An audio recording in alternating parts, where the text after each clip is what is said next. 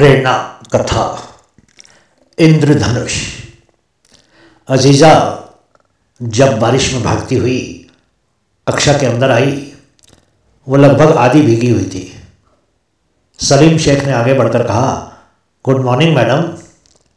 अजीज़ा ने भी जवाब दिया, गुड मॉर्निंग सलीम काका। 50 वर्ष के सलीम काका उस स्कूल के सबसे अधिक उम्र के कर्मचारी थे, लेकिन उनके जोश में जरा भी कमी नहीं आई थी। काका की जिज्ञासा अभी भी एक शिशु की तरह ही थी और उनकी शारीरिक ऊर्जा भी किसी नौजवान की सी थी। उनके बाल काफ़ी हद तक सफ़ेद हो चुके थे और चेहरे पर थोड़ी सफ़ेद थोड़ी काली दाढ़ी थी।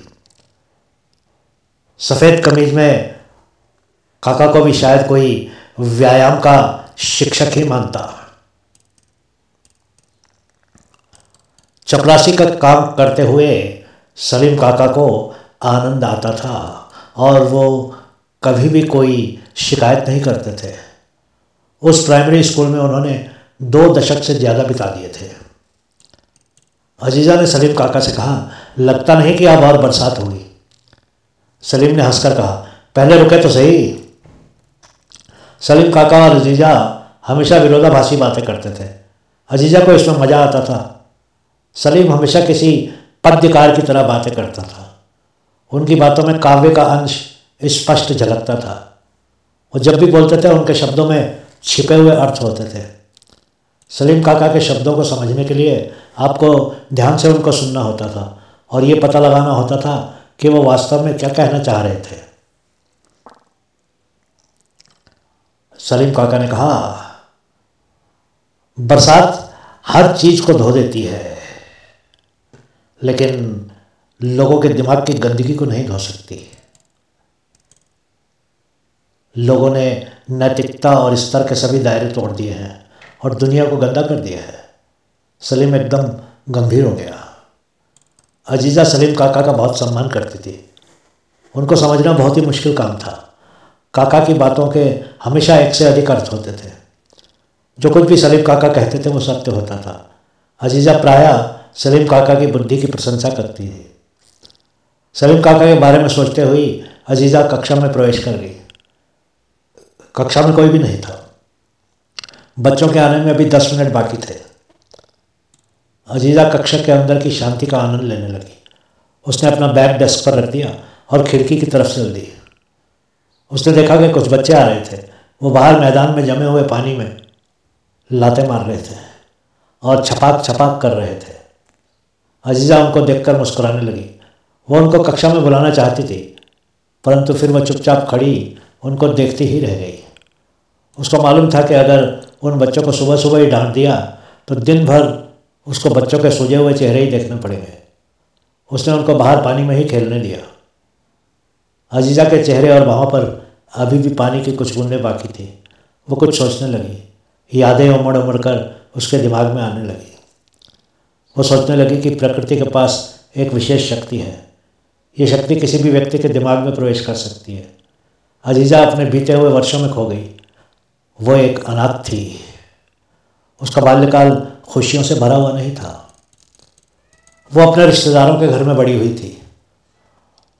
उसके साथ बड़ी होने तक एक नौकरानी की तरह ही बर्ताव किया जाता था।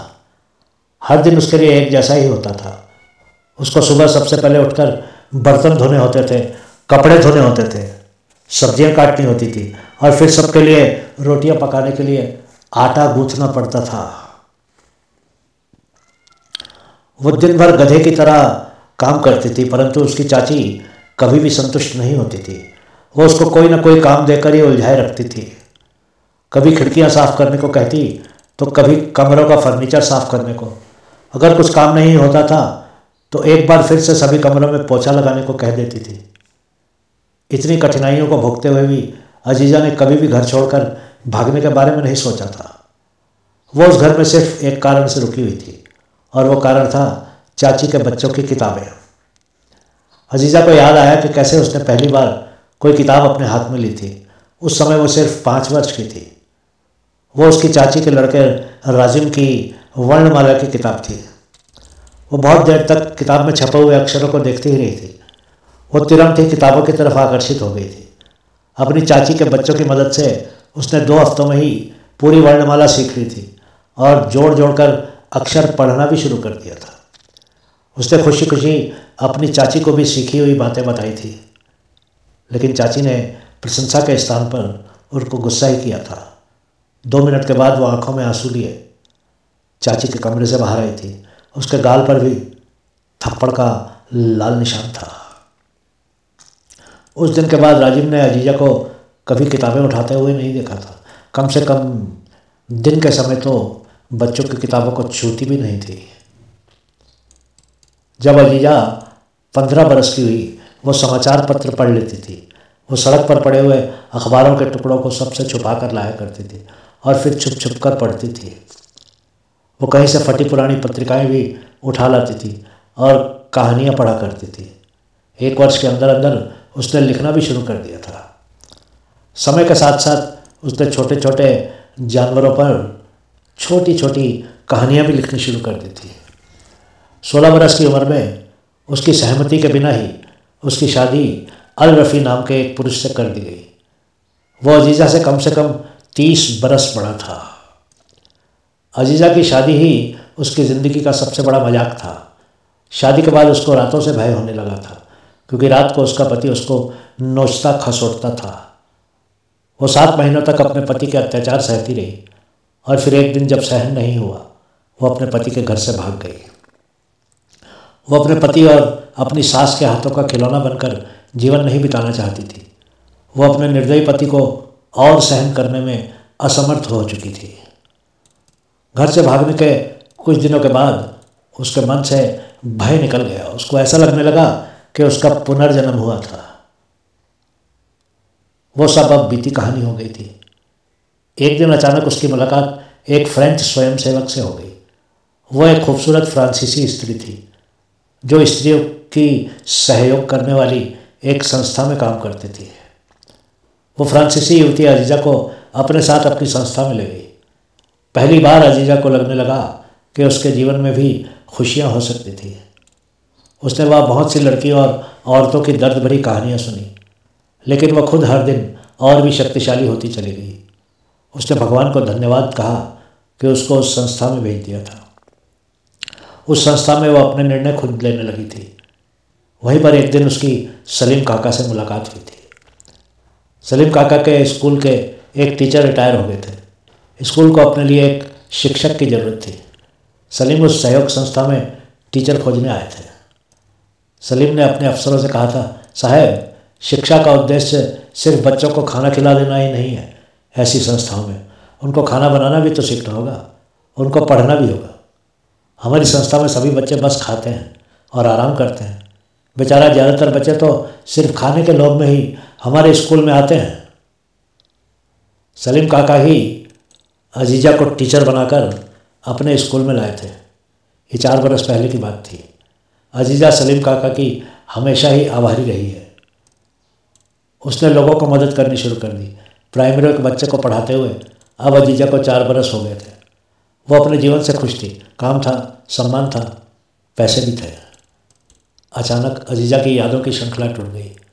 उसने अपने चेहरे और बाहों से बरसात की बूंदों को पोंछ दिया। उसने फिर से खिड़की से बाहर देखा। बरसात रुक गई थी। अचानक उसने देखा कि सूरज की किरणें आकाश में कई रंग बिखेरने लगी थी। बच्चे भी सभी सूरज की किरणों के द्वारा बनाए जा रहे रंगों को देख रहे थे। वो खुशी से चिल्ला रहे थे।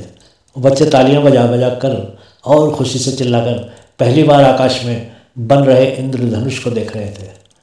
अजीजा की आंखों से आंसू गिरने लगे। उसने भी पहली बार चाची के घर की खिड़की से पहली बार इंद्रधनुष देखा था। वो उसके लिए एक चमत्कार ही था। वो बहुत देर तक उस इंद्रधनुष को देखती रही थी, परंतु उस दौरान उसने कमरों की सफाई का काम छोड़ दिया था। उस दिन उसकी चाची ने उसको आधे घंटे तक पीटा था। वो रात भर दर्द के मारे सो नहीं सकी थी। आज बच्चों को इंद्रधनुष को देखकर किलकारियाँ भरते हुए वो इतनी खुश हुई थी कि जार जार रोने ही लगी। वो तुरंत ही कक्षा से बाहर आई और दौड़कर बच्चों के साथ खेलने लगी। बच्चे भी अजीज़ा को देखकर बहुत खुश हो गए। उस दिन अजीज़ा ने नहीं पढ़ाया। वो दिन भर बच्चों को कहानियाँ सुनाती रही। वो एक छोटा सा इंद्रधनुष उसके और कक्षा के बच्चों के बीच में एक बहुत ही मधुर संबंध स्थापित करने में सफल हो गया था। बहुत बहुत धन्यवाद।